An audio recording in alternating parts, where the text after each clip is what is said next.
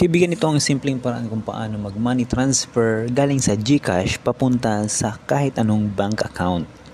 Open natin GCash application. Ngayon naman i-click natin tong transfer. At pipili tayo dito ng kung aling bangko yung papadalan mo. Okay, dahil sa pagpapadalan ko ngayon ay BPI, i-click ko yung BPI. Lagay mo yung amount. Ilagay natin yung account name.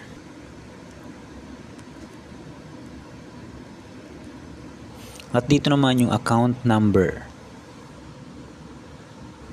Dito sa ibaba, pwede kang maglagay ng Gmail account pero optional lang naman. Ngayon isend mo na.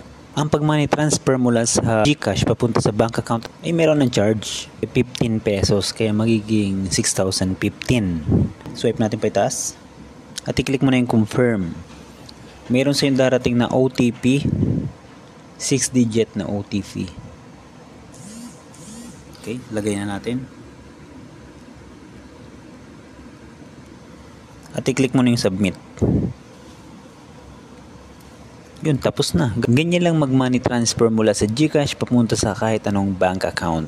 Sana nakatulong sa iyo ang video ito. Maraming salamat sa panonood, kaibigan. Kung nagustuhan mo tong video na to, kung maaari ay paki-subscribe naman, paki-like, at paki-ring na rin ang notification bell para updated ka sa mga susunod ko pang videos. Maraming salamat, kaibigan.